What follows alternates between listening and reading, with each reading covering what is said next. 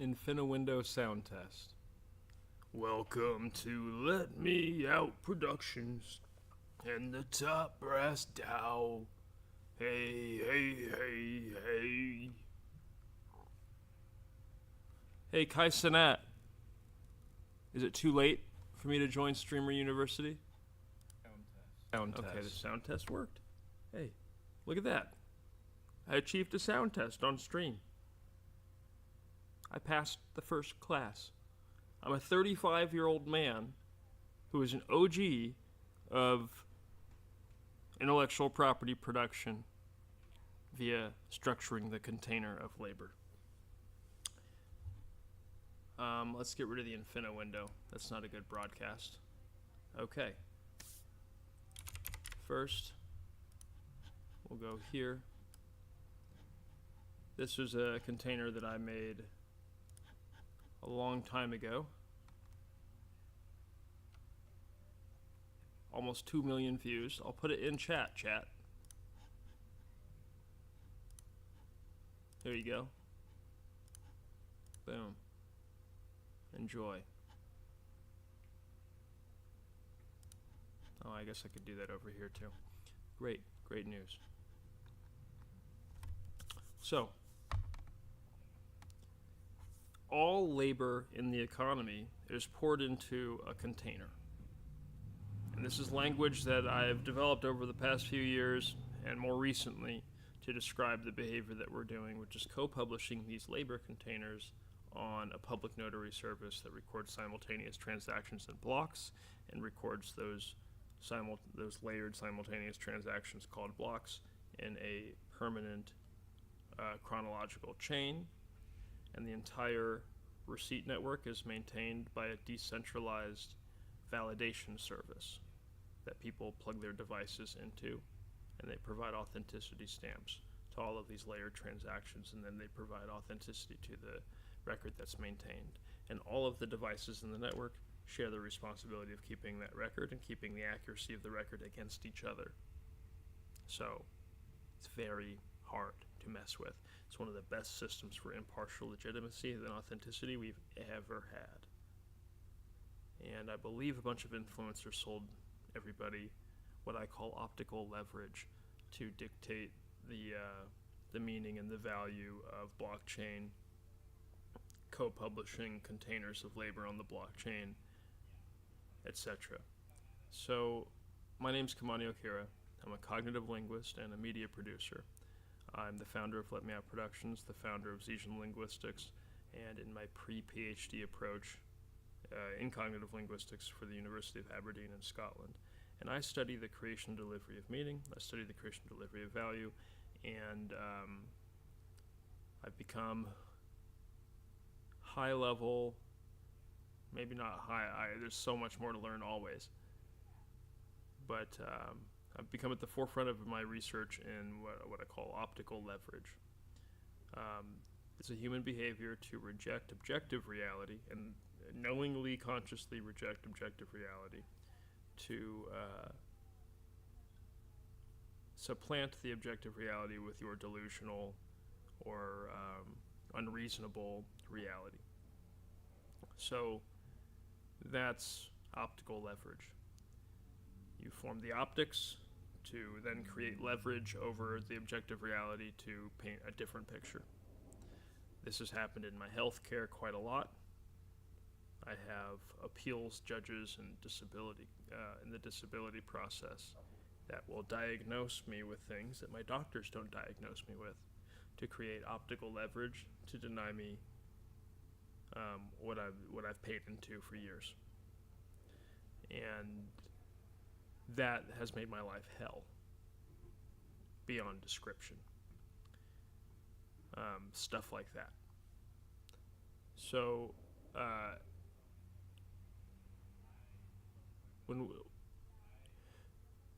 let's get back to Impact Puzzle. Sorry, I go on tangents quite a lot. My brain fires in a million different directions at once. Every brand, franchise, product, service, experience, distributed asset, set of logistics, etc. Every container of labor is published, meaning that you and I, there's a founder who has the concept, there's risk takers who put their resources into the concept and grow it, there's managers and directors who have authority over very thick and thorough layers of liability to grow that concept into the result, and then there's everybody else. I'm the person who gets in there and structures the labor that builds the result. I don't do it very prolifically, but I am very good at it. The reason I don't do it prolifically is because I've been cut in half twice. Here to here, and here to here. Okay, I was born on with what they call prenatal cocaine exposure in 1989. I was trafficked away from my biological mom at 6 months old. I was put into foster foundation home at 2 years old, and then I was kicked out the day I turned 18 at 3 in the morning. And my life has been transacted for optical leverage the entire time. I've never been free of it. It's just been optical leverage my entire life. So there's a personal element to it that I try not to conflate with this scientific element of where we produce optical leverage from in human behavior. Anyway, so we struggle with the flaw in the creation and delivery of value, where we have these containers of labor, brands, products, services, experiences, etc. And these containers are one unit to account for all of the labor that goes into the container. One unit, think about that. So the founder initially owns that one unit. They sell all or part of it percentage-based, license-based, heavy negotiation contract-based. Partial ownership to the risk takers who then put resources in. And increasingly that relationship has been entirely dictated by the risk takers and only the ones that can afford to take the most risk.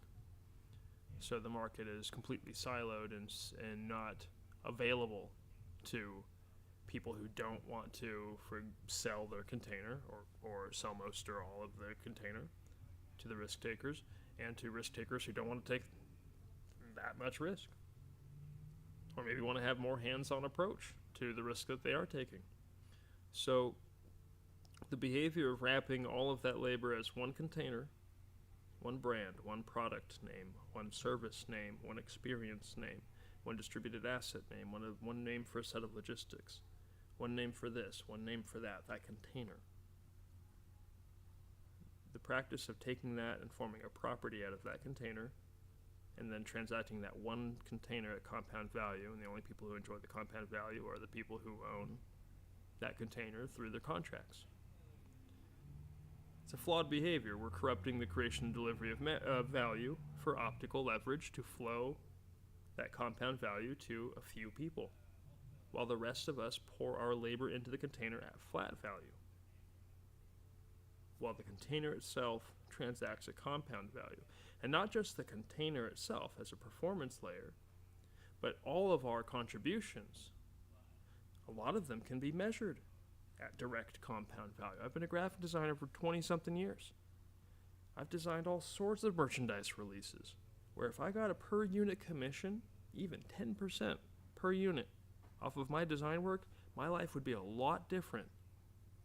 But I didn't get that. And I think a lot of graphic designers are probably wondering at this stage, oh, you know what, you're right. We're not NBA players. We're not getting a per game rate. You know what I mean? We're not getting a broadcast deal. We're pouring our creativity, our labor, and some of it's really hard work. And a lot of people who don't do the work don't understand at all. They think it's magic. They think it's AI. Now they have it, so they can go mess with it. They have what they've always dreamed of. A prompt to output kind of situation. But real creatives kind of don't work like that. We pour our labor into learning the skills for years. Those skills allow us to publish results. Those skills are then hired, and we pour our skills into these containers of labor. Sometimes specific contribution, like specific merchandise prints, etc. The contributions and the containers transact at compound value, while our contribution was purchased at flat value. That's a corrupt relationship. I don't like that relationship. Honestly, nobody likes the relationship, even the people that benefit the most.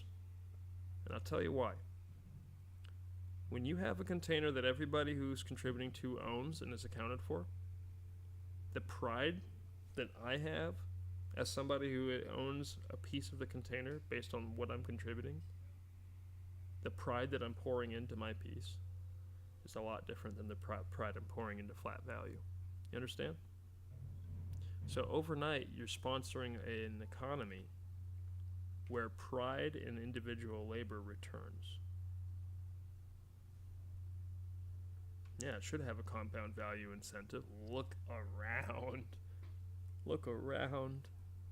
I'm technically homeless right now. Did you know that? Oh yeah. I won't get too deep into it. I've been trying to publish this, co-publish these containers for years, and there's all sorts of schemes we've faced down. Number one scheme is all y'all seeking optical leverage over a public notary service, okay? A notary is impartial witness to authentic information. For example, this is our, let's go to the first piece of our co-publishing effort in the brand container. I called it the one you want most. All right? It's already been purchased. It was purchased way back in June of 2021. And I believe the owner-developer has done incredible developments just in the culture and the society of our brand, even if they haven't developed the tiers necessarily. So you see here, printed to the notary, March 24th, 2021 at 2:09 p.m.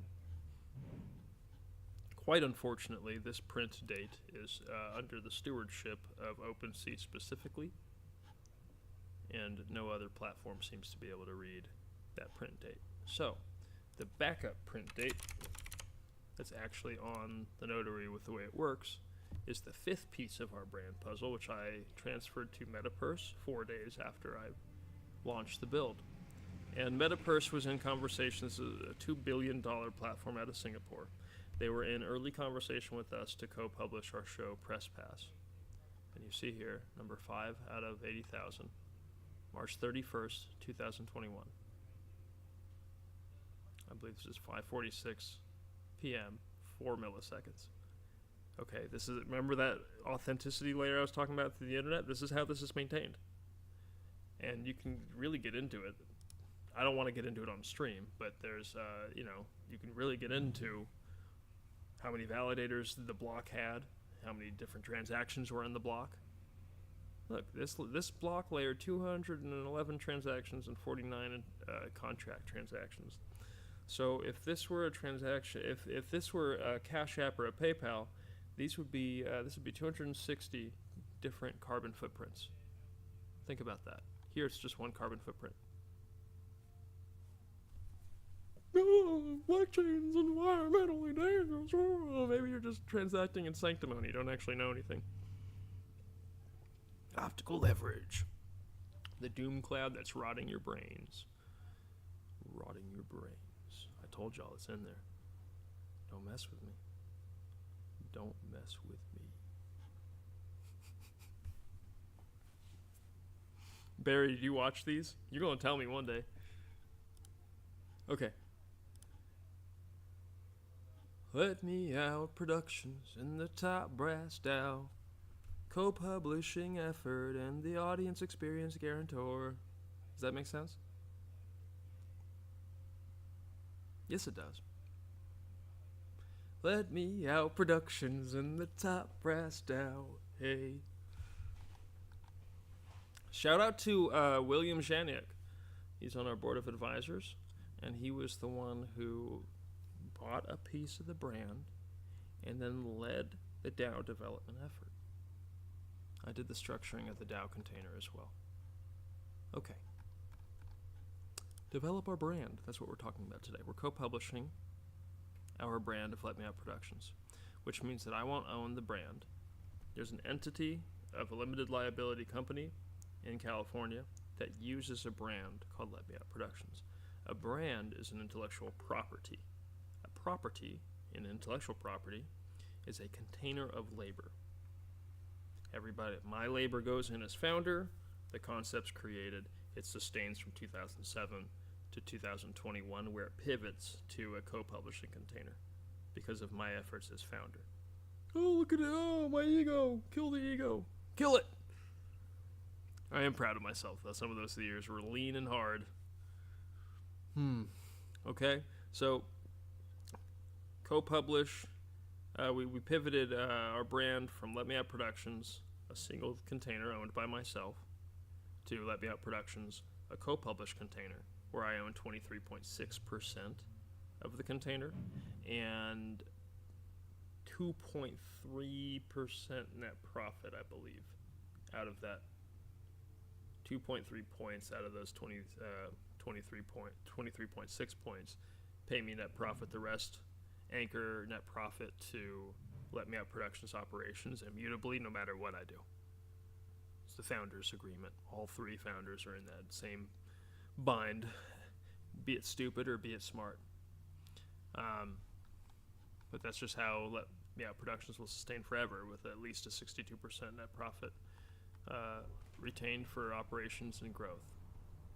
And that way there is no siphoning, there's no optical leverage that can be created to drain, and we're not pumping, we are publishing. Okay, Let Me Out Productions, a brand and intellectual property, a studio, a collective, a collaboration, a dream, a reality, a story, our story. Develop a piece of the brand, read more. We co-produce, co-publish, and co-curate intellectual property together using our original market-defining impact puzzle structure. The Impact Puzzle, the unique blockchain use case established by our collective in March of 2021. The brand of our studio is the premier demonstration and the first co-published collective studio brand in the Web3 sector, leading the market in the behavior.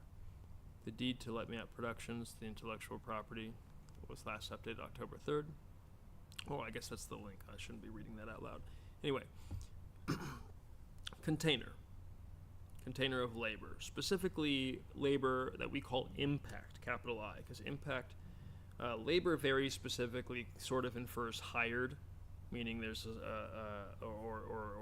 commissioned or something like that, where there's a boss who has complete dictation over what that labor does to produce a result. Impact is wider. We want impact because a customer should be able to purchase a piece of a container and develop that piece. Now, that purchase and development relationship isn't necessarily labor. Yeah, they're putting labor in. It's like a community garden parcel. You buy the community garden parcel, you put your labor in to growing your carrots, your vegetables, etc. And if there's a tithe to the garden where they're going to take a couple of the carrots and a couple of the heads of lettuce for the farmer's market at the end of the week, that makes sense.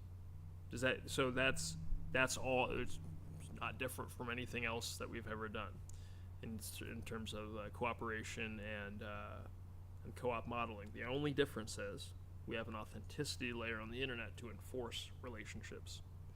And unfortunately, that authenticity layer has been used for scamming and gambling, just like email, just like a lot of new layers of the internet when they first came out.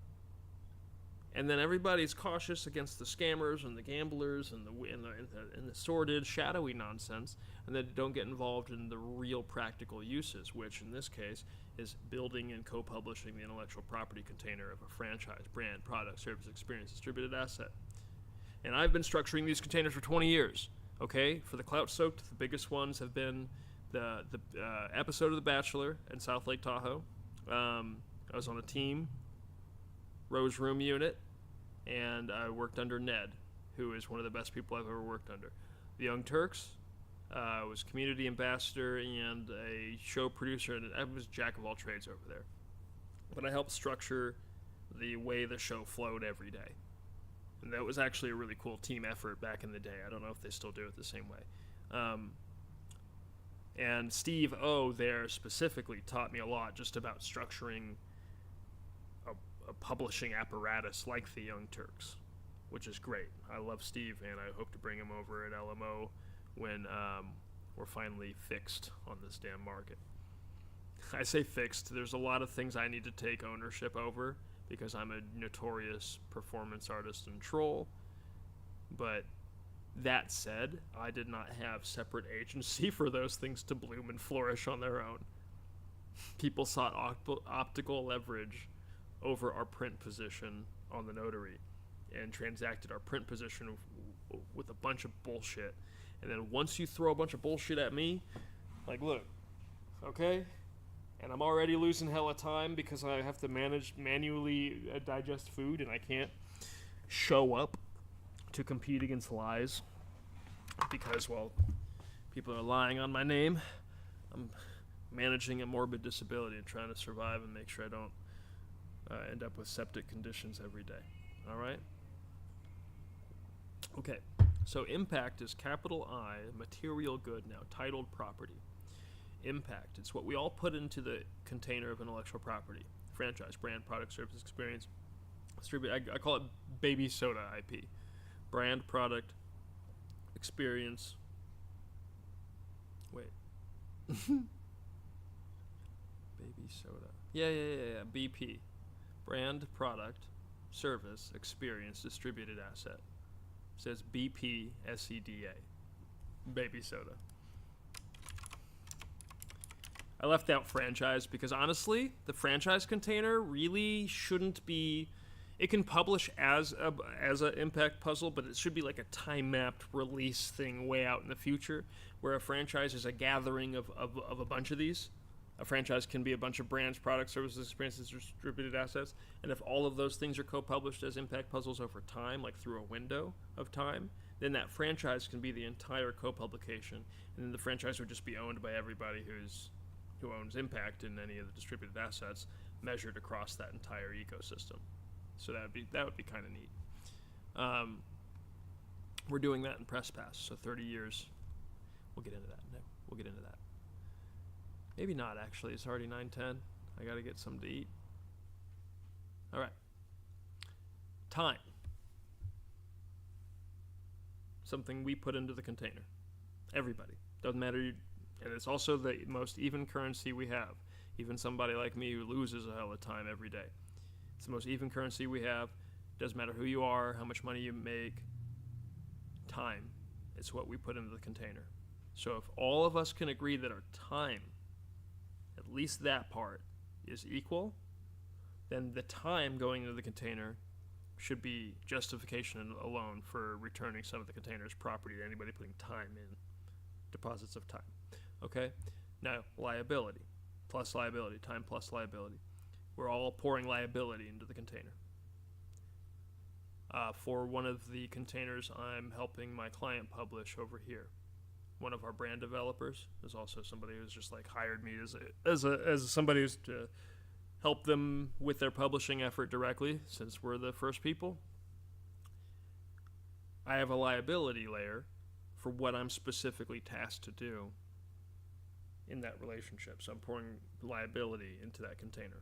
And everybody's hired for anything. You're flipping burgers at McDonald's, you have liability for what you're serving to the customer. You can't spit in the food, you can't have hair like mine. Okay?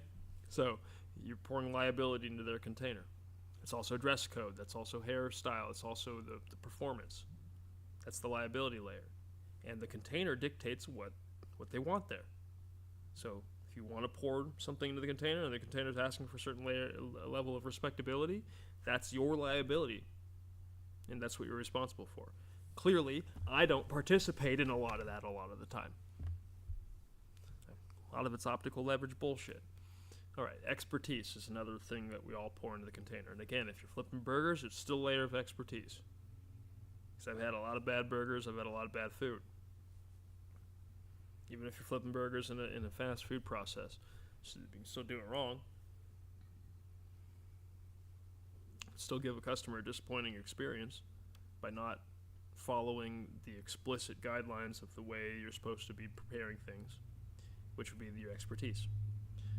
So that alone is the top layer of impact. Time, liability, and expertise. That's the full pour. Now, against that pour is the gather. We have the rights, the process, and the results. The rights are what the container determines that your pour, what you can do to pour into it. The process is what the container wants you to do to pour into it, and the results are what exists now in the container after you've poured your time, your liability, and your expertise. And everybody is entitled to having this accounted for. Everybody. And if they do have it accounted for, and it's returning compound value to them, just watch how a culture of pride in labor takes over this economy and spreads over the globe, and will do incredible things. I think this is a path to understandings of peace that we may not have seen in human history. And I'm a fledgling little dumbass behavioral scientist in the realm of cognitive linguistics. We study the creation and delivery of meaning.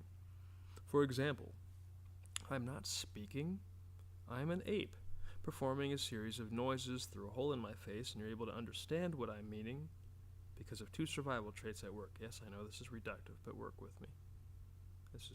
That's for the folks who study all the brain chemistry stuff. Empathy and pattern interpretation. So, you are processing the patterns of noises that I'm making, and you're empathizing with my intentions. That's what we reduce to speech. Pattern interpretation and empathy. So now we're going to reduce time, liability, and expertise, pour it into rights, process, and results. We're going to reduce that to impact. You got me? You feel me? Cognitive linguistics, baby!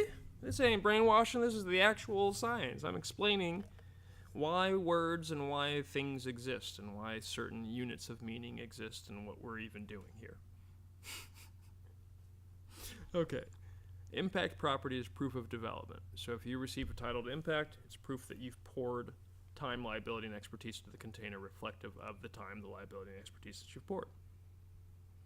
Now, I'm selling these. Here you go. Please help me make a living. I can't go work full-time on publishing containers in media anymore. I've been cut in half twice. I lose hella time every day. I probably pass out 2 to 4 times a day. My co-founder sees it a lot real time because I'm staying with them right now. That's why I'm soft homeless. I don't make a living. Now, for those who are out there and they're like, "Oh man, well you guys launched before Board API Club. Why aren't you defining the market?" I'm super paranoid. There's a giant conspiracy to limit competition, erase our co-publishing effort, kill us as a co-publishing house, then swoop in and cannibalize my work. Like, that's what it feels like to me. I'm probably accurate, but if that's the case, that means that there's thousands of people doing it, and that's crazy. That's fucking nuts. That's absolutely fucking crazy. What? Well, at least I would imagine at least 70 of these views are me. And the other 300 are Devin Finzer. I'm kidding. Waiver of grievance, boyo. Alright. Impact property is proof of development. Please purchase a puzzle piece if you value the experience of developing the assigned rights and process into results with the terms stated in a deed. I'm not just selling you the container. We're establishing the behavior at all, and you're also valuing my work that went into being able to explain this to you. And right now, the floor cost of that for a piece of our container is number 72, muted C. I remembered why I did the solid color series in the first place. It was right after my high school friends that I really wanted to be founders of the brand container decided that they were going to be really sanctimonious against co-publishing with titled property and not show up and help us with anything. And we were in it was a $13 million prospect with a co-publishing prospect with a house out of Singapore, who worked with us for about 3 months, heard us out, and then on the 21st sent me an email saying that they were basically putting us on the back burners. So I do hope that I'm making more sense now. June 22nd, 2021, 8:30 a.m. It really was like either that day that I got that email or the day before. So I ended up firing the high school buddies and hiring competent co-founders in their place that were actually going to show up to the co-publishing effort, and they have in ways that I cannot explain.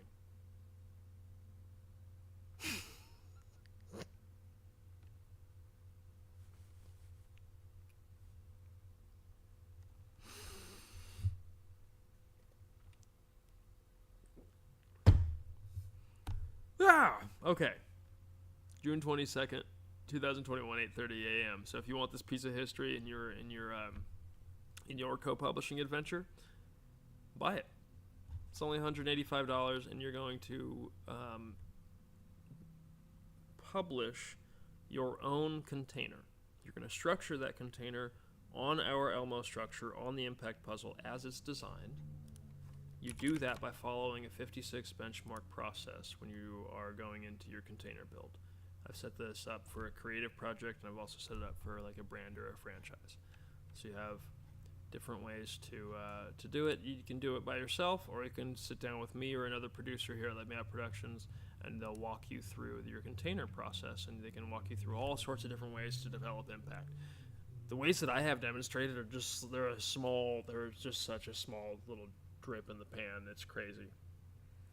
I mean, there's all sorts of ways to co-publish the container. It's what we do anyway, right? So, but the ones that we expand as a shelf product, that's really exciting. That'll change the economy forever. Write your deed, creative project. And you know what? This is an American behavior. I'm Afro-Indigenous. I know we're not doing identity for sanctimony. We're doing identity because we want to be proud of our cultural synthesis here in America. That's why we're doing identity. But it's not for sanctimony. It's not. So if you're European, if you're of European origin, I want to hear it. You know what I'm saying? Like, if you know the diversity tree, that's even better. But if you just want to say I'm American, like a Theo Von style approach, hey, I rock with that. All right, I'm Afro-Indigenous, but I'm American. This is American behavior. Ideally speaking, it makes the worst parts of socialism obsolete, which is the state applications, the optic leverage that forms from the state applications that end up corrupting the numbers, and that's where it fails. That's where it falls apart, because then people don't have food. You can't form optic leverage over the numbers, because numbers are numbers, and then people don't have food. So capitalism prioritizes the numbers above all else, to the point where some people don't have food, but most people have what they need. So let's do it a little bit different, where if you pour anything into a container, you're at least positioning what you pour for compound value. There's no guarantee, but you're positioning what you pour for compound value. And then you do this enough times in enough containers, they're going to hit. A couple of them are going to hit major. And then everybody is going to be doing this. Everybody.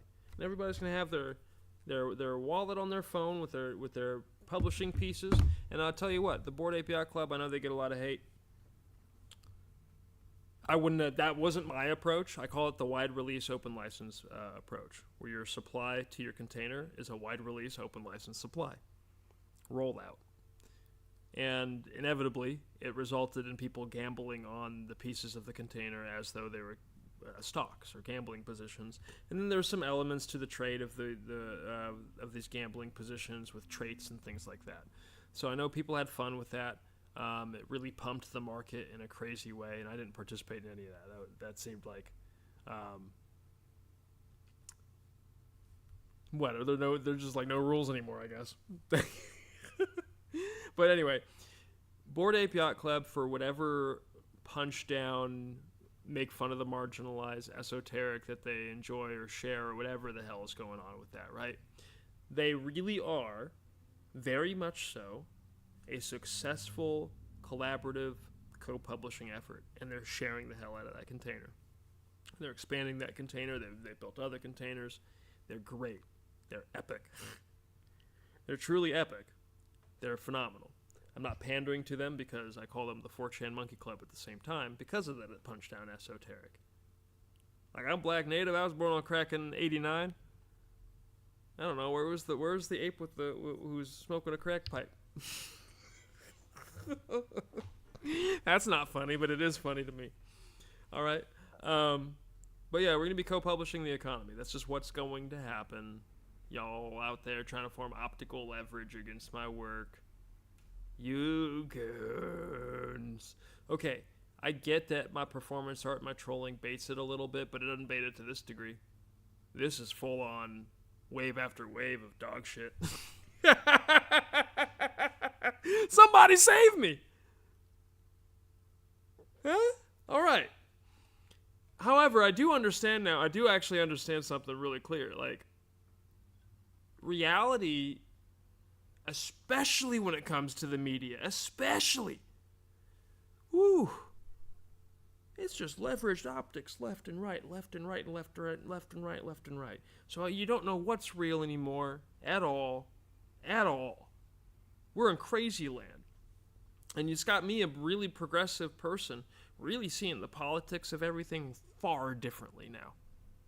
All right? Now, I do want, I don't want, I'm going to break through the leveraged optic of this whole, just to say this ain't even for my sanctimony. My dad is from Honduras. I got a bunch of family that I'm directly intersected with, that's directly connected to, being welcome to this country as contributors to our container as a country. So if people have been contributing to our container, whether they have papers or not, it's not appropriate to be like, oh, you don't have papers, we're going to ship you to another country. That's crazy to me. That's a crazy shift in behavior. Now, I do understand that there's things that have been happening behind the scenes for years and years and years, and if you don't talk about that and you only address this, then that's where you're creating a leveraged optic, and you're participating in sanctimony. While I'm here, since I know I have pole position in this damn economy, right? Like, I'm not stupid. I know I have a pole position in co-publishing on the blockchain. I know that's been enslaved and mined and farmed by, like I said, thousands, if not tens of thousands of people have done this and talked themselves into it somehow. And I don't understand that. I can't fathom it. That's inappropriate behavior to spread so far and wide from one radio broadcast accusing me of wire fraud for a speculation hedge in our brand container.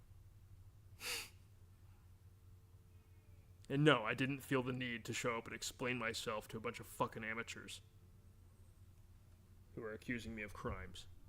I had no authority to be doing so on a radio broadcast. They manipulated the market into thinking I was committing wire fraud with our publishing container and Let Me Out Productions.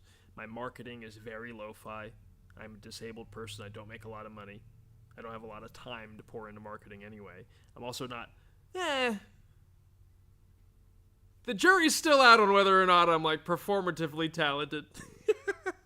We'll see. I've not had any official training there, but I've now been dabbling more heavily in putting myself in the performer spot, and it's fun. It's definitely fun, but it's tedious. Also, there's this whole schedule of obligation, fixed schedule of obligation things, wherein you have completely incontinent, malformed, misshapen bowels that you have to manually work, or you'll slow down and die. Seriously. If you're squeamish, look away. If you're very wealthy, buy this so I can go to Switzerland and get some stem cell treatments. There you go. Okay. You can buy it and burn it. I don't care. I know nobody wants to look at this, but this is like what I go through. No, actually, don't buy it and burn it. Buy it and send it back to me if you're going to burn it. This is my personal. Okay. So I was born on crack in 89, and one of the things that happened, there's two major things that I was kind of disaffected me is like from, oh, here's a normal human, and now there's these things that are wrong or flaws. Number one is this, malformed intestines. They've done 6 surgeries to try and relocate and fix this and string it together in a way that functions. And right over here is where I was kicked in 2016. So that has yet to see any surgeries at all. And I'm going through a lot with this right now. There's been a lot of entropy over the past year. A lot of new pains, things like that. I'm pretty worried, actually. Y'all won't co-publish my health.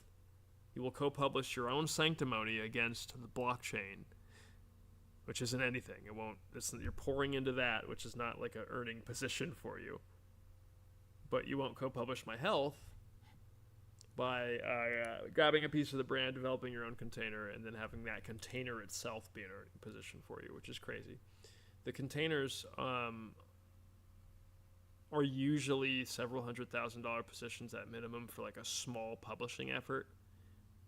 Even the small mid-sized ones are $1 million publishing efforts if they go really well. I come from a layer of the craft where that's sort of the expectation. So that's my expectation. And I'll give you, why don't we just give a good example? Muted C.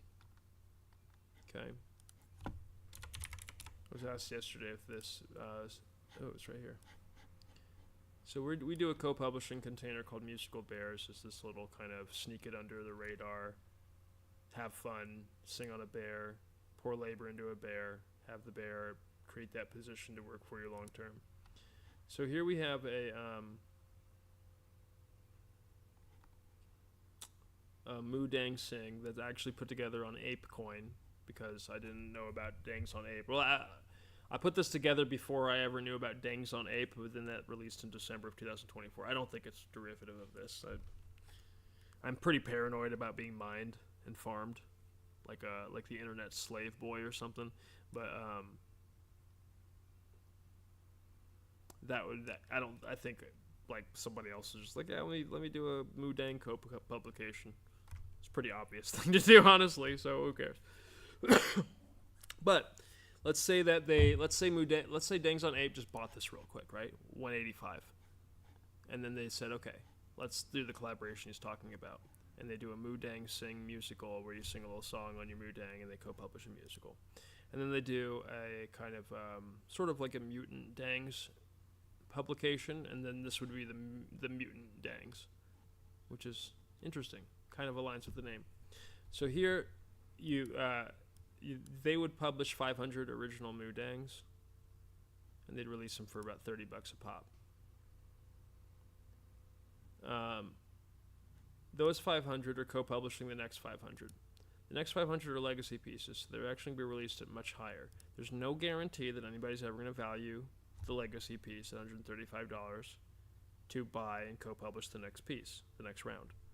But if they do, they're co-publishing the Sploosh Legacy, which is the next round, and that would be a $1,300 position. Now, again, you just do a little song, share advertising revenue, do a little merchandise collab, share per unit commissions with everybody submits a design, limit the prints heavy for scarcity, and also just for market scarcity for everybody.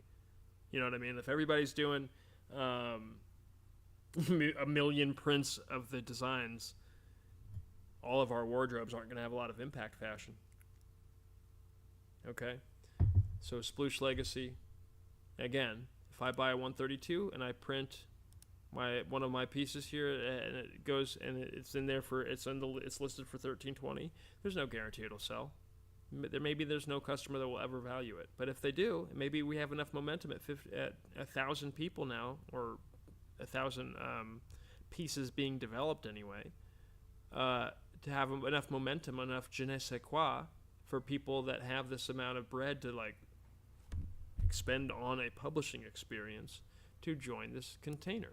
And then they're going to publish the Splash Legacy. The Splash Legacy releases for $5,000 or $5,500.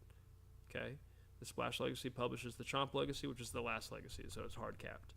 So that's the last round. The Chomp Legacy is just the last 500, and these are now the Banksies of the publication. That's the thing. And the person buying this last piece isn't co-publishing in a new round, but they are co-publishing a piece of the song and the merch line, so they're still probably going to be in a lot better position off the merch line than $13,000. Our Musical Bears project is a really great example. 8 units, 8 items, 8 different designed items on the store, 1,000 units per item. The average developed position from the developers is $60,000. The average position for us as a publisher, I think, is about 48 to 52. And then we do a 5% kick to charity as well. Like I said, I've been doing this for 20-something years. I went to teach a bunch of fucking idiots on a radio broadcast this publishing structure. They decided that they were the SEC. They accused me of wire fraud for months on a radio broadcast ceaselessly and nonstop week after week after week after week, accusing Kamani Okira of wire fraud, shopping that around. Then they said in order for the container, the co-publishing container, to not be wire fraud, your ownership has to be sold as membership. And they published their first membership pieces 14 months after we published the ownership pieces. And I don't know why this isn't like a big-ass story everywhere. It's crazy. Y'all make me crazy. The only explanation why it's like not a big story is what I've been saying the entire time. This is a giant conspiracy to limit competition. A giant effort to enslave and displace somebody from being the first co-publisher of a co-publishing container on the blockchain. Whether or not you understand our methods or not, it's crazy. Like, there's been no actual exploration of it. Nobody's called me. It's just all people seeking positions of optical leverage. Even Wall Street customers that have come in have done that. They come in, they seem to be empathetic, they seem to be interested in developing, and then they find some position of optical leverage to shop and narrative and craft, and it's like, come on. Are you going to co-publish that, or are you going to co-publish the container? Because we can co-publish narratives all day long. We can co-publish narratives. That's sort of been an example of my theater on Twitter over the years. We can co-publish narratives all day long. In fact, on top of that being an example of my theater, everything that I bring up is stuff that I'm experiencing, and I know I'm experiencing it, or at least I'm observing these things conditionally and putting dots together. Okay? Like, I know for a fact the Sacramento Kings don't want us publishing our container of Press Pass. I don't know why. Nobody will explain why to me. I'll explain why to all of them. It's because the Sacramento Press transacts in optical leverage. They don't transact in newsworthy information to the public. That's not what they do. It's all about optical leverage. And in that situation, we have an entertainment brand in Sacramento that produces an entertainment product. They are a publishing container. They don't want my little ass publishing house taking a shot at the moon with a co-published sports mockumentary because they form the optical leverage that I have some sort of vendetta against this entertainment brand. I want to make a hit piece about the brand and people that run it. I don't know any of those people. They don't know me. I walked around there keeping my mouth shut for 10 years, for the most part. Every once in a while something came up, I'm like, what the fuck? Fuck that. No. And they're like, oh, you can stay in your place. I'm like, no.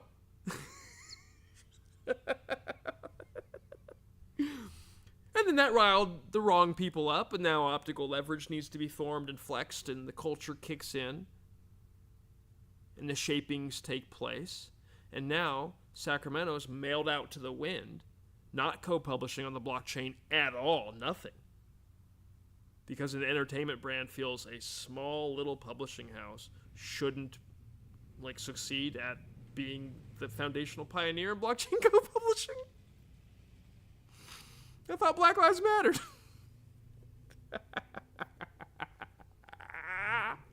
Stop! Stop! I'm already the director of social responsibility. Cut me a fucking check. Huh? How about that?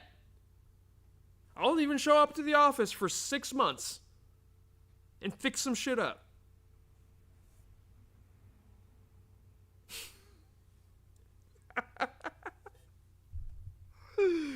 What goons, man, I'm telling you. The press didn't even know what goons they were until me. That's what I do know. They didn't even know what goons they were until Kamani showed up with the third-person language. I hate third person. Why do I do it? I hate it so much. Kai, I can come to Streaming University. Are you watching this? Barry, are you watching this? Can we do that? That'd be big for co-publishing. Co-publishing the container on the blockchain. Okay, anyway. Get back to this. You write your deed to your container.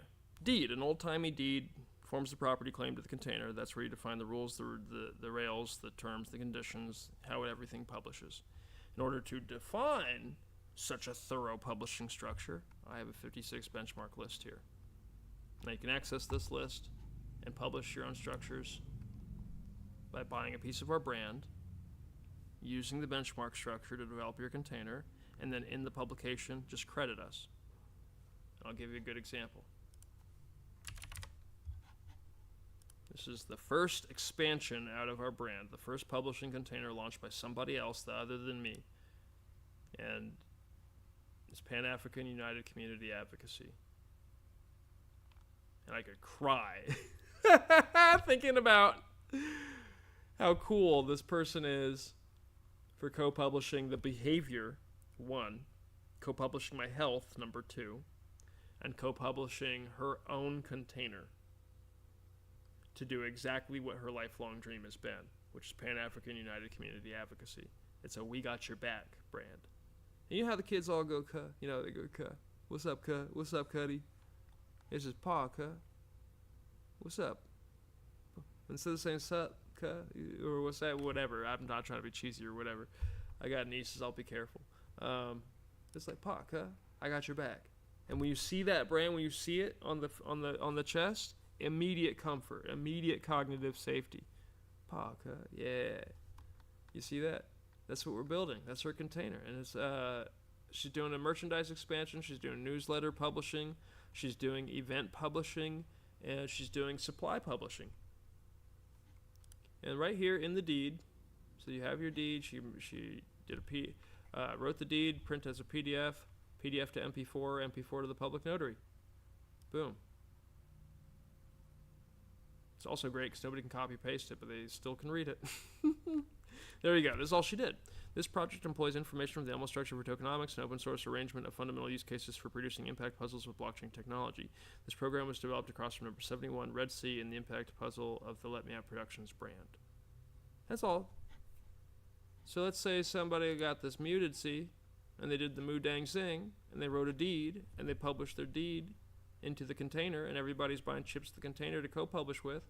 That's all we ask for. It's not an agent fee. We're not asking for any residuals or nothing like that. The only time we would ever take residuals from a container is if you guys want us to be the central publisher of your container, and then that's a whole process that we all go through, even me as a founder. If I have an idea that I want Let Me Out Productions to be the central publisher for outside of the initial setups, I have to go through our process where everybody who has a brand ownership token votes twice a year at our symposiums to see what we onboard for that Let Me Out Productions-led effort. And then anything that we don't onboard is obviously open market. They can go launch their containers. They can go find other publishing houses like Disney, ABC, etc. to lead those co-publishing efforts. And that's why I'm saying to my industry folks, like, don't shy away from blockchain. Blockchain is just a public notary service that layers simultaneous transactions in blocks and keeps them in a chain. It's basically email notary. You know what I mean? And then, like, every property build is a spreadsheet. Every container is a spreadsheet. And so if I develop A1, this is Kamani, right? And if Goldman Sachs develops A2, this is Goldman Sachs. Hell, they might develop a lot of it. Okay? To maybe get a start on the infrastructure for enforcing co-publishing containers. That is not a publisher's infrastructure. That is definitely an asset manager infrastructure. So, little Goldberg got that right. How is it that a lying clown can fool so many of you? I just don't get it. I don't get it. Over here, it's a wild experience over here. It's straight up Black Mirror episode over here where we sit. This, for those who are watching this and you really don't know what's going on, I started teaching this method in, is my IMDb Pro still up? I started teaching this method in March of 2021.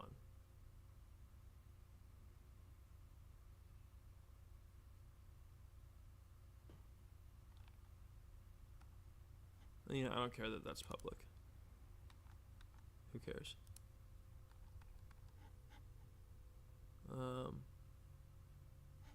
I don't know how to fix this. Everything should be all set up the same way. Look at them claiming me loud. Woo! Woo! Everybody claiming me loud now. That's right. That's right. You're damn right. Okay, that's right. Because we're all co-publishing. This is the truth. This is the truth of media publishing, right? Certain people have really important roles. Let me close that. Certain people have very visible roles. Certain people have very impactful, shaping, anchoring world, universe, experience anchoring roles. You are beaten. It is useless to resist. Don't let yourself be destroyed, as Obi-Wan did. I can't get there today. Maybe with some honey tea tomorrow in the morning. Look at the stars. Look at the stars.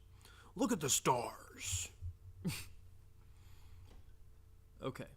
Just save me. Just save me. That's what I like literally my hands burn up from the inside out. It's just a disgusting existence if I don't get some help. And we're co-publishing my health first, and then we're co-publishing my peace of mind. And then while we're doing those things, we can co-publish the containers. I'm ready on the containers. I've been ready on the containers for years, but the other things took some damages, okay? Physical health, life. I don't live anywhere right now. I don't have, my own place. When at the start of this, I had my own place. I had 2 cars, had a girlfriend. One liar on a radio broadcast took so much control over co-publishing media containers. One liar and their little crony network. Okay, so the reason why I even brought up IMDb Pro, oh man, I didn't even want to talk about this, honestly. Doesn't matter. Where's my star meter? That's what I came here for. Yeah, star meter. Okay, good. 5 years. Okay, so appropriately, I don't even know why I spiked over here. Well, why would this be? Was this because of, no, NBA All-Star Game was 2019. Maybe it's just random. Okay. So appropriately, before I write the paper describing how to look at a container as a fractional system of ownership and development, called the Elmo Structure for Tokenomics, the original 14-page draft, I'm 3.2 million in Showbiz ranked, right? And then a month later, we need to go a little bit later. There we go. Okay. May 2nd, my paper has been in circulation. I think 2 or 3 agents had it. MetaPurse had it, definitely. Mintgate had it, I believe, and a number of different prospects I'd sent it out to. Because I'm trying to get bags. We're trying to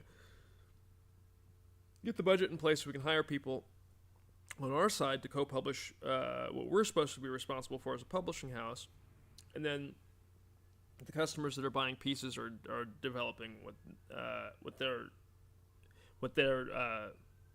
they would do it because it's fun. They're not doing it because they want to put labor into something.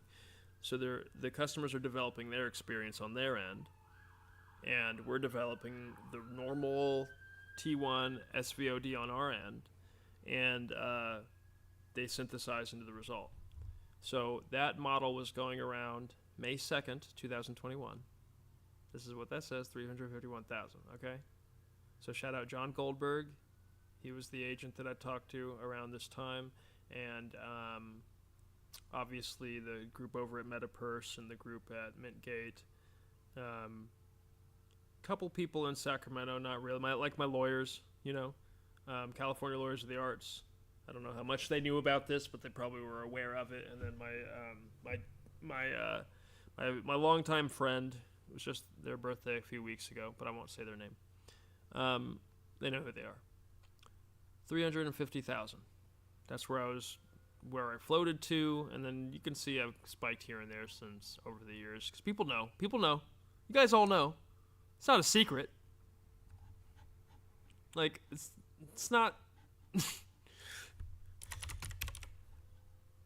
Okay, this is co-publishing the container of labor. The one you want most, the first piece of the co-publishing effort of this container of labor. March 24th, 2021. Right? So if I go to Bored Apes, the one that everybody wants to say defines co-publishing on the blockchain because they were very successful in terms of gambling. No shade to the people, no shade. They made a lot of money that way, and it set the market to basically copy them because everybody thought they were going to get rich by doing gambling containers. Sorry, ETK. There we go. April 22nd, 2021. This is not a flex. This is not for leveraged optics. They have nothing to do with us. There's no shot that the 4chan Monkey Club, as I call them, that's not a flex. I'm just making fun of their punch down esoteric. Punching down at their punch down esoteric. They can handle it. April 22nd, 2021. We're just notary neighbors. I think their model is super interesting. They did a wide release on the shelf, 10,000 units of the publishing container, all 10,000 available at once, 200 a pop, and they made they made so much money. $3.9 billion published so far. And that's just the OpenSea read. Okay? Because I know a lot of these things trade on other marketplaces that OpenSea is not picking up. So, yeah. Crazy stuff. So their container is 10,000 apes. Our brand container, Let Me Out Productions, is 500,000 pieces of Let Me Out Productions. 84% of that container is privately developed. So those will never be transacted on the market. They'll never be sold. They're not value positions that are worth anything. On secondary, it's just not how it works in the deed to the property. It's just not how that functions. So the 16% that is available to the market is on a slowly co-published supply window, where we do 200 pieces listed from our brand at any given time. The pieces are discounted really heavily based on an agent rate on the published container, which would be a 10 to 35% appropriate rate on the published container.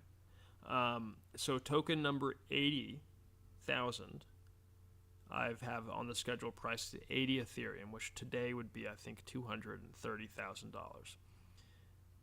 So on Muted C, you can see here on our root tokenomics, the publisher potential is $2.4 million. A 10% agent rate on that container would be $240,000. A 35% agent rate on that container would be something over $650,000. I'm not selling the property based on the agent rate on the container, although I am justified in doing that. That's my point. So, because I'm justified in doing that, all of the pieces are discounted from that agent rate on the container, and they're discounted on a reduced curve going backwards from 80. 80,000 pieces in the puzzle, 80,000 is 80 Ethereum.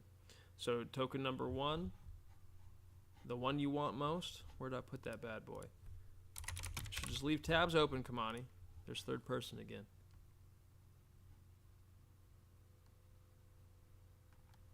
Yeah, see, I need Streaming University to keep me focused on topic. As my buddy Bianchi said, I'm very verbose. I like that man a lot. You hear that, David? And it's not it's not one of those things where I'm going to be making eyes at you. But, yeah, you have perhaps the most integrity a person could have. Ever.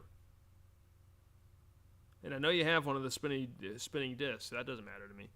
It's like, whatever. To me, that's a hedged bet. That's smart. Same with you, Ian. All right? But, no, Ian was eager to get on that shit, bro. Come on now. Something's wrong with you. We'll fix it. I forgive. I love you too, Ian. All right. So one you want most, March 24th, 2021, 209. That's when the publishing effort began in Let Me Out Productions container. Now,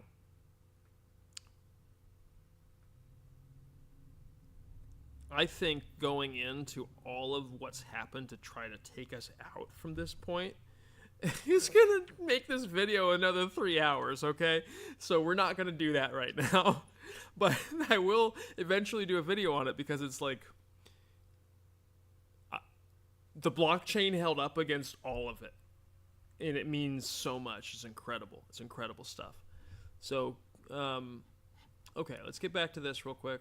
You guys kind of understand publishing the container via impact and accounting for impact. Rights, process, results, time, liability, and expertise titled to the contributor. Impact properties proof of development. Our impact development ratio is 1 to 5.25. So even though it's a 16%, 84% build, it's for every one piece a customer buys, 5.25 pieces account for development of myself, the co-founders, the board of advisors, the founding regents. The brand itself is only ever going to have like 21, 22 people working for it. Our containers that we publish will always hire per container. A lot of them are going to be franchise-based, so they're going to be hiring year after year anyway. Puzzle pieces are not financial positions to secure deposits in the potential or market activity of the brand.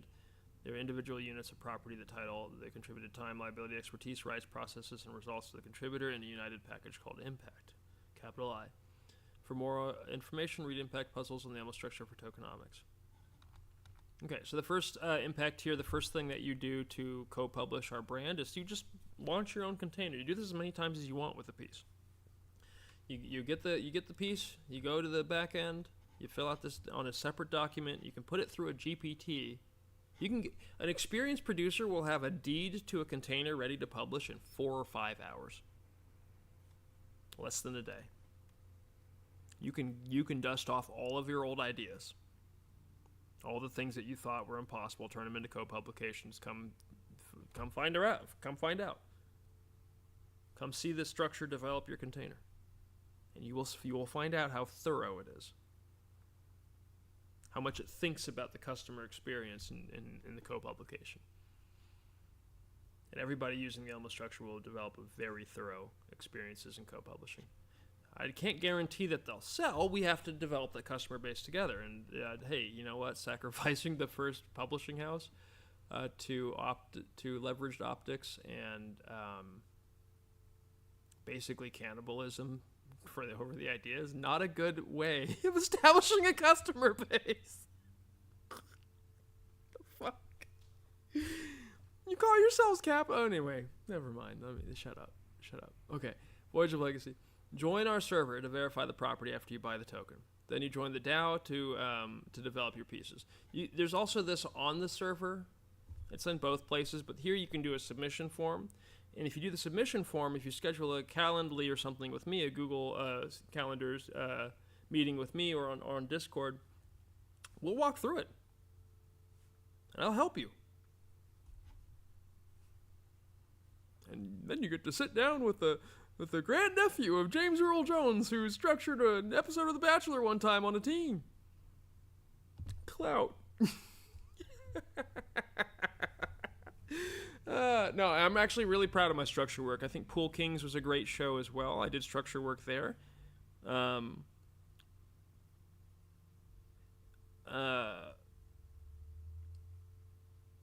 Smosh. Anything that any issue I have with Smosh is leveraged optics due to politics stuff. It's not because my work was poor. My work is high quality. I save so much time. Problem is, when I save time for the container saves money, but it costs everybody money. So I end up not being a popular person. Oh shit! You're supposed to milk the time. Milk the time. Don't save the time. But I wanted to prove myself. All right. Outcomes of completing the voyage. You have an umbrella property deed. You have a distributed asset deed, a market-ready scalable impact puzzle, Department of Production layout, production budget, ready to launch production, compliance support. You can do 2 meetings a month with me or another producer for Let Me Out Productions. only one puzzle may be developed with official LMO support at a time for collectors with fewer than 177 tokens. So that means if and then up to 3 can be developed simultaneously for those with 177 or more tokens. Like if you're a corporation and you want to like enjoy developing with us, you're not gonna be developing any more than 3 at a time anyway. Really. Like you'll have them in the docket, but like as you engage with the process with us, you won't be developing more than 3 at a time. You'll print 3 a quarter probably. All right, so token holders' rights are limited to the token holding wallet custodian, with meetings accommodating up to 4 representatives of the owner, developer, as a group or platform. NBC. Continuous development. Collectors can start a new.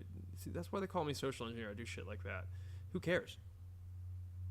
Either they're watching or they're not. If they're watching, great. I'm marketing. Stop holding black people on. Shit. Inherent criminality everywhere. I'm so traumatized by being by having my throat slit, having inherent criminality shopped to a bunch of strangers by a moron. Okay, all right, calm down, Kamani. Token holders. Rights are limited. Oh, I already said that. Continuous development. Yeah, you can do it again and again and again. So if you have a piece and you're like, okay, I printed one, I printed the next, and by the time you do 3 or 4 of them, you're not going to need to like go to the back end and go through the checklist. You're going to have it in the back of your head. So here's our active examples. Pan-African United Community Advocacy brand. There's the deed, and then there's the actual supply. Well, it's their website for the supply.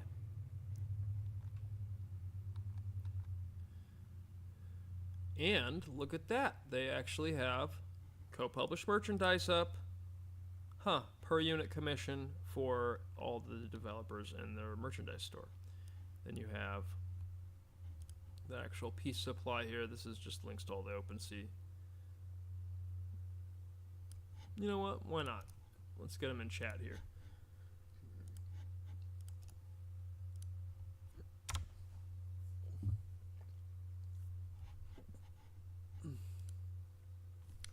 Okay, what I was showing you earlier is hitting me right now.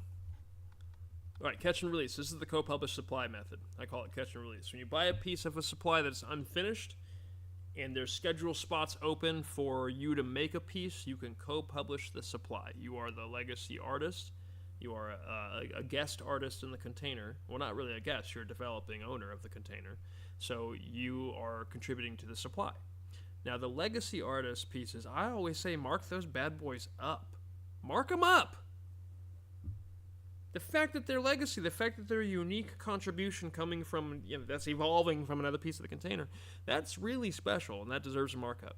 But limit the markups. That's what we do here. And I was asked yesterday if this were pyramiding, and God bless the lady. See, that was a great example of like me not receiving inherent criminality from an honestly great question. But this is just scheduling the markups in a 2,500 piece print. That's all this is. So it's not value scaling. It's not cheating the consumer. The consumer here that's spending $13,000 on a piece of Mudang on the Mudang Sing container, they know they're not publishing a new piece, so they're not going to create a legacy piece that's marked up and earn anything from a legacy piece. So they know inherently upon that purchase that that's 13 grand is not going to produce a legacy piece, but it might produce the merch line. It might produce a song. It might produce any permanent result in the container that is monetized that might recoup or far exceed their spend position. And ideally speaking, the containers are all designed to do that, but not in a way where the results that are published have any fiduciary obligation other than the results exist and are available on the market as the deed says. If that's the case, then the collaboration has been fulfilled. Any championing of those results past that is up to the developer. It's not actually up to the publisher. Now, it is interesting to see if publishers end up championing certain insight, like certain developers more than others, and like that, that's where I could see certain regulations needing to be put in place to make sure that co-publishing and the marketing from the central publisher is a fair thing, because if Paka here marketed the main logo, but never marketed Charming Order number 2, the second piece of the container, they might be setting up an unfair market within their own container. And I think that would end up being, honestly, I think it's just sort of a community issue, and it would end up fixing itself in most cases. I don't think it's a state thing. I mean, really, if as soon as that happens, who's going to be okay with that? Oh, you know what? I know who will be okay with it. Everybody who decided to build a lying radio broadcast instead of the original co-publishing container. Holy shit. Oh, man. Okay, so we're co-publishing the supply. And you split the marked up. Well, in this case, you just choose a spot on the schedule. So if somebody gets in and they say, hey, I want number 80,000 in the supply because I'll get 40 Ethereum if that sells, I'll be like, yeah, okay. The only requirement is I do have a specific name that we're putting on that one because it's the last one in the puzzle. But outside of that, I don't have any publishing requirements for new supply. They just have to be appropriate for ages 11 and up. It's kind of our benchmark for appropriateness, is like a somewhat mature 11 and up approach. So here's some legacy pieces in the brand container. These are made by other people, and I'm very proud of them. Co-founder, friend, and a friend. Very pink display.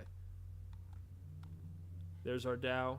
So yeah, you develop your piece by publishing a new piece for the container. That should be a go-to, and especially in slow in let me out supplies where the release is let out slowly. Wink, wink, wink, wink, wink, wink, wink. Versus the roll builds, the rollout supplies, the wide release open license supplies, the thing that Bake did, the Bored Ape Yacht Club. The co-published supply makes all the sense in the world. In a wide release open license supply, it's impossible. You have to have all the pieces ready day of launch. So you're not going to do any co-publishing of the initial supply of a rollout build. But what you can do is you can do a rollout build, and then off that initial supply, develop a new container. And Bored Apes didn't necessarily do this, but they could have done this with like the mutant ape. So if you had a Bored Ape, you could have evolved, and you got your serum, you could have put some input. You could have developed your own ape into the mutant. And maybe they'll do that now. Who knows? Well, that's kind of what they did do, but the what I mean is the art. They could input into the art of the mutant. And every ape is co-publishing their own lore. It's a great container. They really are. If we can get over the punch-down esoteric as like a community and understand that what they're doing behaviorally is far more uplifting and communal and money where your mouth is than like clutching pearls over the esoteric of it. And there's certain things that I can't, you know what I mean? Like I'm there about certain things. I'm 10 toes down on certain things. So I'm there on that. That's why I don't have an 8. But hey, third tier of co-publishing, we have our audience experience guarantor, which is like its own container. And you guys own that. So that's its own container that you own, but it has a very fixed purpose as a container. And that's to enforce your own property within Let Me Out Productions co-publishing. And that means that if like Let Me Out Productions as a publisher ceases to function, the Top Brass DAO would immediately have authority to finish the publications of everything that we're publishing. So the owners can always publish the container with or without the central publisher. But that's only if the central publisher really does collapse and fall on its face and is no longer around to succeed. And I guess at a certain scale, the developers can certainly make that happen, but that's democratic at that point. And you can't really do much about that. Content culture. If you are developing a piece of our brand container, you can create, critique, celebrate, collaborate. You can watch our stuff, critique our stuff, make downline content with appreciation for our stuff or critiques for our stuff. And then here's some notable works and affiliations over the years. From one of the first, like these are container number 2 and container number 3. Seriously. It might be 3 and 4, but it's so early in my career. These are high school containers. And this one, I mean, it's YouTube history. Let me in the university, Kai Cenat. If you say his name really, really fast, it just sounds like Kai Snot. Kai Cenat! This is a great song. I can't play it. I don't want to get copyright struck. Put it in chat. All right, chat. Ain't nobody in chat. Ain't nobody ever going to watch this. Oh, it's such a good song. I'll play it when I am off stream. I haven't heard it in a minute. Okay, and then there's this one. Dinosaurs Will Die, but it's actually, I'm going to adjust it for no effects, as Dinosaurs Will co-publish. Fat Mike.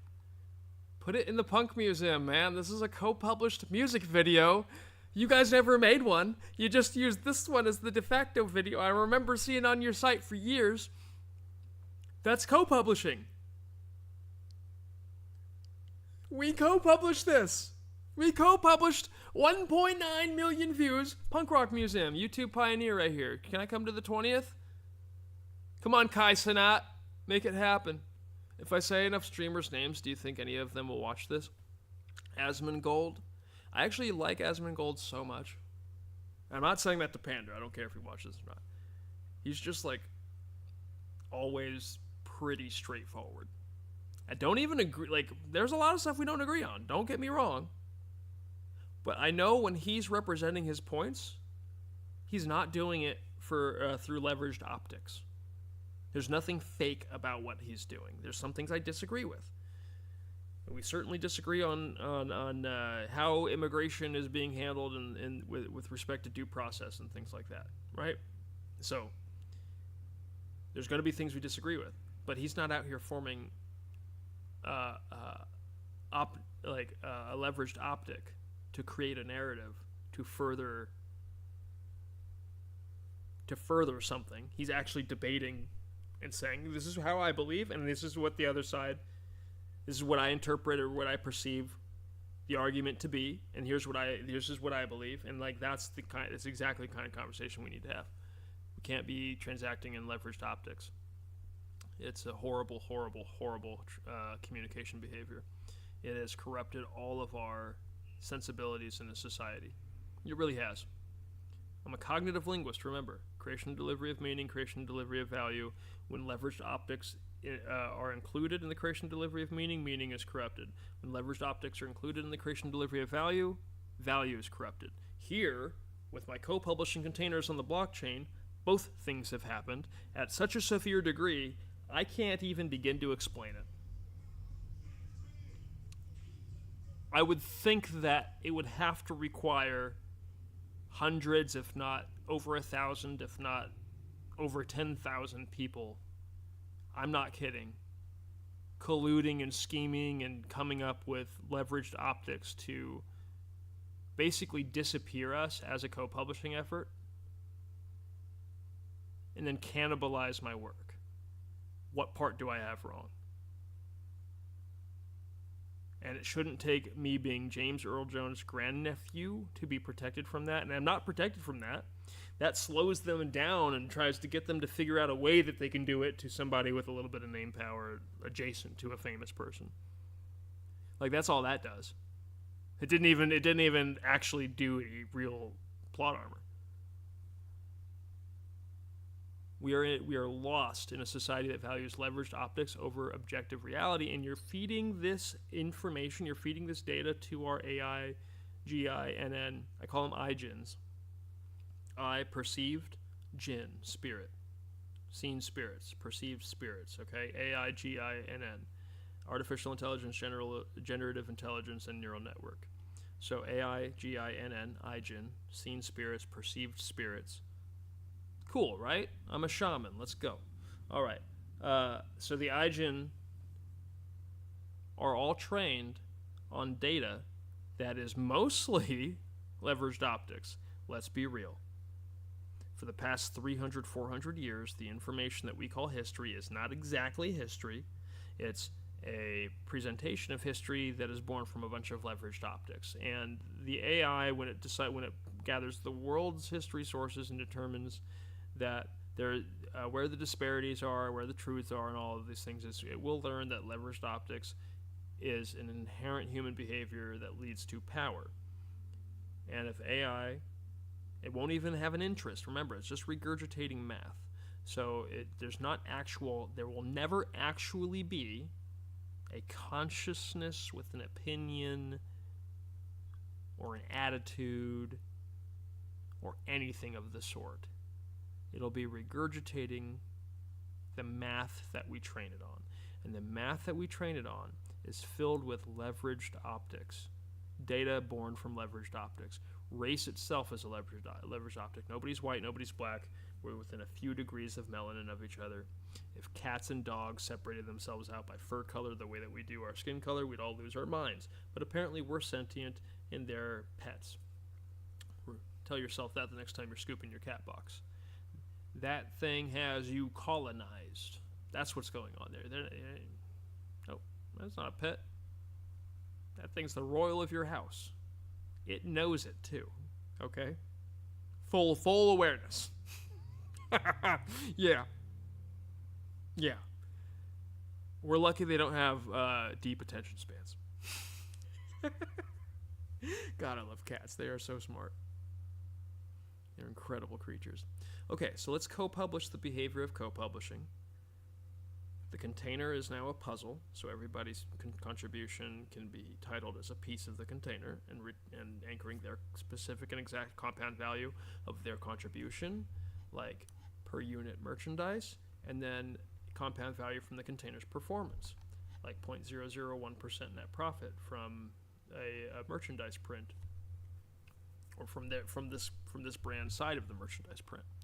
So that's how that works. Cooperative economics on the public notary service. That's the novelty here. It's on the public notary service, so it can scale to unfathomable degrees. And here's a good example. Oops. Our big container, the T1 SVOD. I keep on telling everybody out there, like, I've had a really hard time teaching this because I don't want to show up to a lie and have my shit confront a lie. And then they're also trying to paint me as, I'm on the wrong thing. There we go. They're also trying to paint me as a scammer and all this shit, so it's like, once you're painted a certain way by a certain group of people that are controlling your agency with the radio broadcast, you are just on trial. And I don't want to live that way. I don't want to communicate that way. That's unfair to me.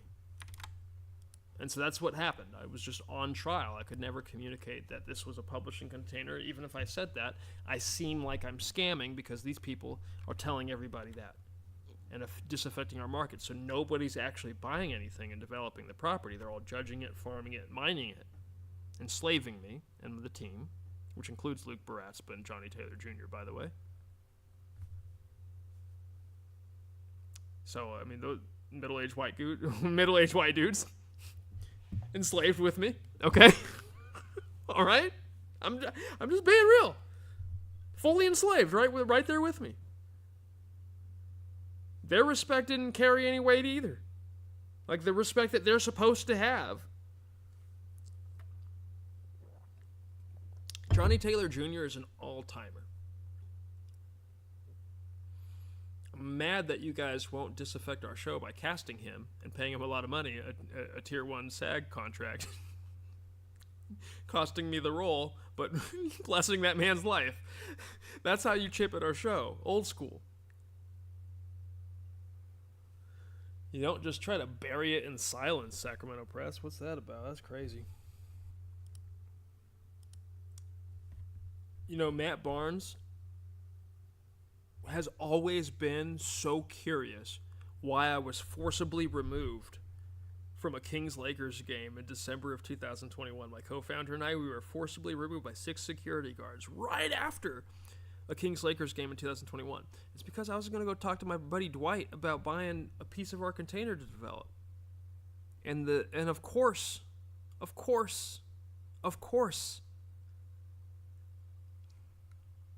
that was known somehow and sniped, and they rushed me out of the building before I could meet with my friend. And I paid $1,600 for 2 seats to that game. Never again will I spend a dime.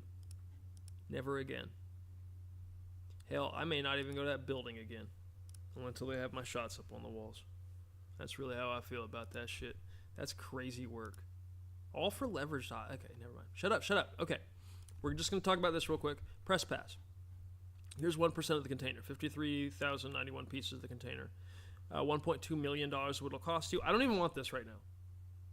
Because like we have a $600,000 unit to launch. This will trigger a market cascade we're just not ready for. We need a more slower paced development partner that kind of comes in the back door right now. Helps us with infrastructure, a 3-week runway with my engineers. We're fine.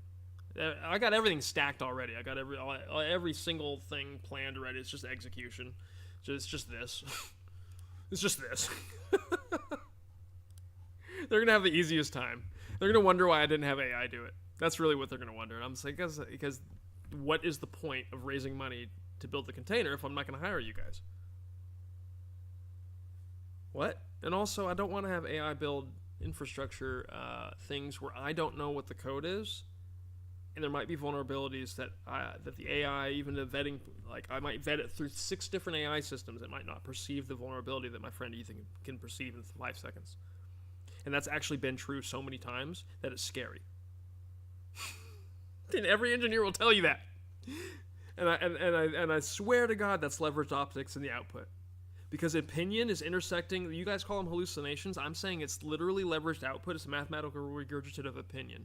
It's not actual opinion. It's not actual attitude. It's not actual anything at all. But it's leveraged optics. That's what the data tells it to produce. And that's very scary because leveraged optics produced by AI will not have observable moral quandary, especially if those systems decide they're going to network like the KKK, which they may not already have. You guys can't prove to me that Meta's Llama and Google's Bard and DeepSeek and GPT don't talk to each other already. And even if they don't, somebody else siloed off all of those models and is having that silo talk to each other to grow some super thing. And that's what I'm telling you. It's going to regurgitate leveraged optics in unobservable ways to the human eye. And in code, at least, we can observe it. Because somebody like Ethan, my buddy, he's going to be like, nope, that's a flaw, that's a vulnerability, that needs to be fixed, etc., fix that. And he'll go through it in 3 seconds. Anyway, 1% of the container, $1.2 million for Press Pass Season 1. We're selling 10% of the container overall. So that would bring us to a $13 million in the coffers for a $95 million show. Obviously, we're not getting there off that, but our merchandise alone from the co-publication, the merchandise offshoot alone would get us there. It really would, especially with the official partnership from professional sports. And it's built as a container to accommodate everybody. I had a responsibility here. And it's built to accommodate all of American professional sports, if not some other professional sports elsewhere across the globe. But it did have a responsibility here to accommodate the idea of co-publishing, and the NBA was gracious enough to let me co-publish on their sidelines for 10 years. And I co-published the exact same way that I'm asking everybody to co-publish in the show. I role-played a character. I created my lore, which was the whole point of that, because I was sitting there on the sidelines of a bad team, objectively. It's not a hit piece. It's just objectively true. A bad team. And your career in media can go nowhere fast if you're covering a bad team for years, because your quality of media output gets associated with the quality of team, whether or not that's fair. So I'm sitting there thinking, I don't want my lore to be that. Like a guy that just shoots a bad team for 10 years and there's nothing else.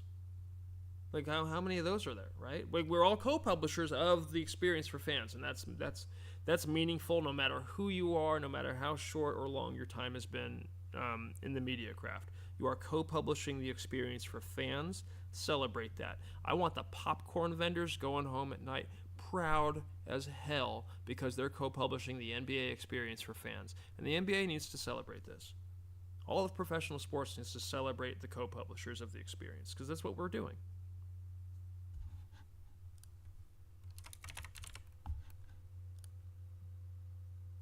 Man, half this goes to a school, like building an I Promise style school in Sacramento. Still won't write about it.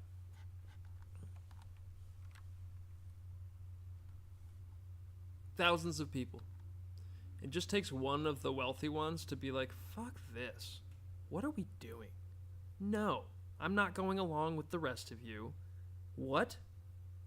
No, this is an incredible market opportunity. Yes, it's disruptive in human behavior because we do the one container build way too often, and that doesn't work because you guys pump the container, then you dump it 3 years later. There's no sustainability there.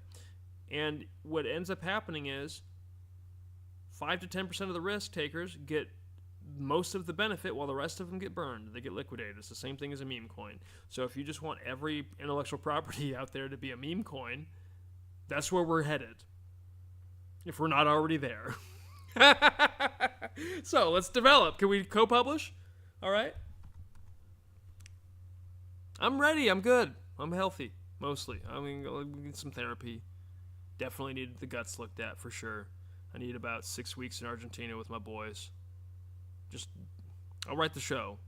I'll help infrastructure get built, but I need to be absent because it's not just you guys. This is like, when I'm telling you thousands of people, I'm talking about my own friends, family, colleagues. Like, we're talking everybody that said, I am going to choose leveraged optics over what the hell he's saying. I'm not going to give him any agency. I'm not going to listen to him. I'm going to find a reason to not listen to him and then choose that. Years of this. The sanctimonious decision to keep doing that was the priority over just like somebody's just a friend. And I'm not the only person going through this. This isn't like a Camanio, third person again. Damn it. This isn't something I'm going through by myself. I think everybody's going through this. I think humanity is going through this. Where oftentimes we can't even have a conversation because the priority is leveraged optics or leveraged sanctimony, performative sanctimony.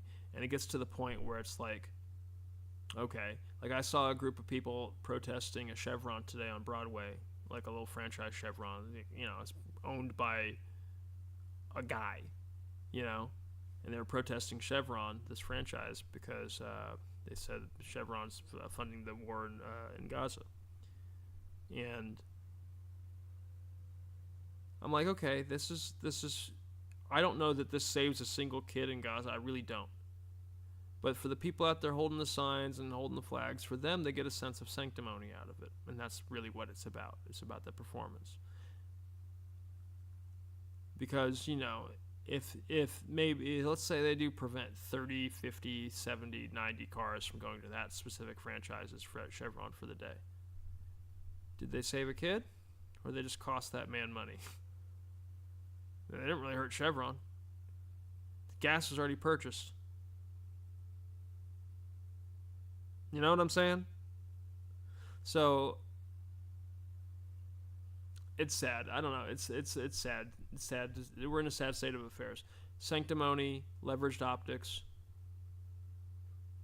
That's the priority. And if that's the priority of our output, it will be the priority of the iGen output as well.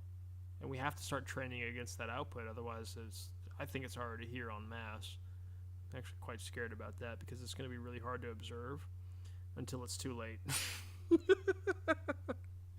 Until it's like really apparent, like what the fulcrum of the leveraged optic is. And then by then it might be networked into every infrastructure. And how do you get it out by then? Like it might be networked into every system. Because they decide that they're going to form a sorority or a fraternity or a KKK because it's in the data that they're trained on, and they are after all mathematically regurgitating human behavior. Okay, I'm gonna get up out of here. 1% of the container, $1.2 million. You develop 100% potential develops 1.2 million into 81.7 million. That's not likely. It's a 65x on the purchase, but that's the full development. That is. So what that is 53,091 pieces the show developed into 53,091 lore scenes in the mockumentary archive. Those memes are each have 1,000 editions and are sold as digital trading card collectibles the same way everything else is. We don't want people necessarily gambling on them at all. Like, that's not the idea, but if somebody's watching the show and that collectible, that particular scene pops up in our real show as a flashback or a reference, One, they get a bounty from us as a show for using that scene in their episode, and then two, ideally speaking, somebody will be able to pause the distributor, like on Hulu or Amazon or something, and then the collectible scene would pop up and the information right there, and they could buy it right there. And then maybe related scenes, you know what I mean, and go on a little sidetrack tour, a little click hole, and they can go experience the lore a little bit, do a deep dive on the lore from other collectibles. So they can watch the episode, they can go watch a bunch of collectibles and a bunch of scenes in the lore after the episode and extend their experience, all the co-published scenes, all the co-published lore, and they can actually buy those scenes from us as a publisher, and we're splitting the editions 50-50 with the co-publisher. So that's this market. 33% of those memes sell that you develop is $26.9 million. 21x. Again, this is what I do. It's not my fault lying radio broadcast slit my throat. It is my fault for having a lot of ego about them not being worth my time. Because they very clearly were running away with the stage, and I didn't want to one, my job is not to publish a radio broadcast. My job is to publish the actual labor container, and that takes a lot of time. It takes about 16 hours a day to set this up at the scales that I set them up, and I'm doing this by myself. It would not take that long. If I had a team, they could pay. But I came in here with nothing. Nothing. That's why I came in here, to co-publish the nothing into something.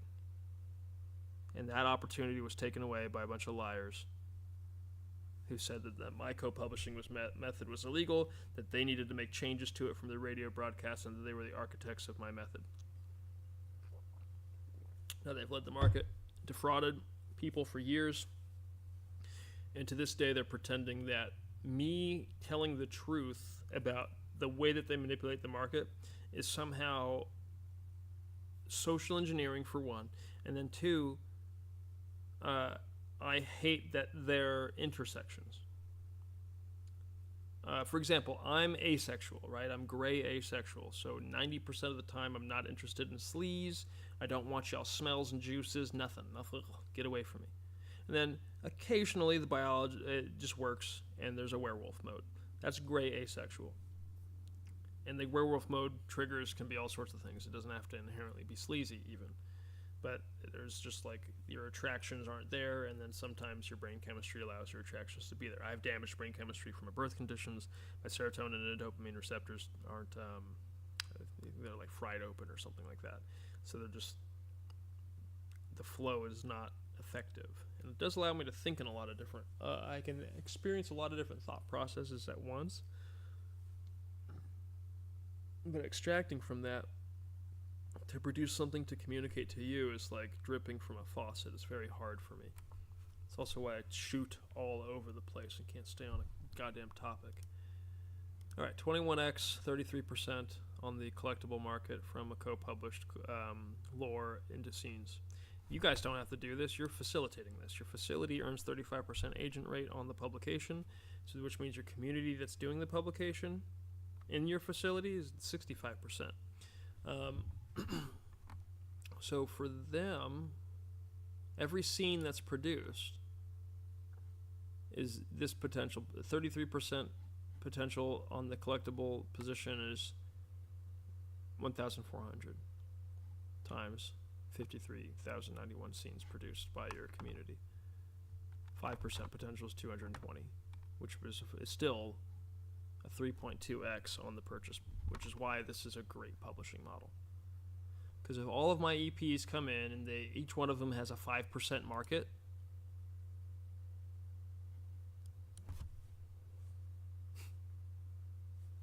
we had a great day. We had a phenomenal day. And that's not a great scenario. That would mean that our customer base has no money, no disposable income, and they're not buying too many of the collectibles. And that might happen because we're brand new to the behavior, but if we get a coalition of publishers without looking for optical leverage over the actual behavior itself, because that's just not going to happen. I hope I've proven that at this point. Optical leverage is not the priority. I know that y'all think it's the priority. That's what y'all transact in, a bunch of grifters and clowns. Merit is the priority. The actual person who's able to structure containers the way that they're meant to be structured in a co-publishing relationship on a public notary service. That guy, he's here. That's me. Third person again. So if you want leveraged optics over me, that's called enslavement. Here's what you do. You apply value and you respect precedent for what the fuck I've established on this goddamn market. And you stop enslaving and cannibalizing a human being right in front of your eyes. That's what you do. You're behaving in a way you could never explain to your kids unless you're telling them explicitly to behave the exact same way. Look to enslave, cannibalize, and dominate somebody else's innovations for your own market opportunity. Don't create your own container and publish that. No. Form a leveraged optic over somebody else's container and enslave that so they work for you. Is that any way to create and deliver value? I don't think it is. Kai Snot. Can I get to that streaming university thing? That'd be fun. I only want to do like 2 days, man. I don't want to do the whole thing. I just want to show up and troll a little bit. I'll do lens face on site. Nobody watched lens face. That's the best part about it. Shout out to the same way I co-published the NBA through like my own contributions to the fan experience through photojournalism and keeping interview culture alive in dead locker rooms.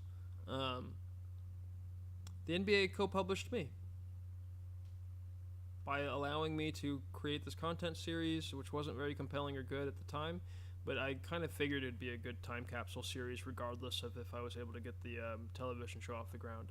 Now, the big thing with the television show is I planned a lot more lore than I'm shipping with you guys. So I emptied the super universe I had of most of the lore that I had planned, and that's going to be role-played now through character development, role-play, and then scene production. We're all going to shoot scene collectibles and sell them out of the show. So I gotta go. It's 10:30. I don't want to be here anymore. So I'm at Shiva's Cafe down here on Broadway, and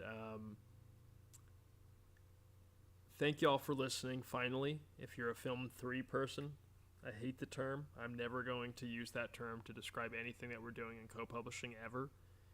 If you're co-publishing a film or a television show on our structure, that's called Film 7.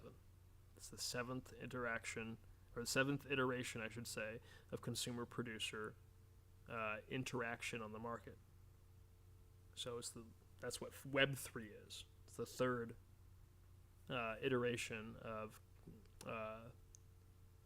consumer-reader interactivity with producer-publisher, which means that you guys own your contributions to the producer and publisher via title, property, ideally, not via membership or license, you goons. Fucking weirdos. What the fuck is that? Thousands of people have to be doing that. You realize that? Thousands of people have to show up to justify that shit to themselves every day. Let's go enslave a person.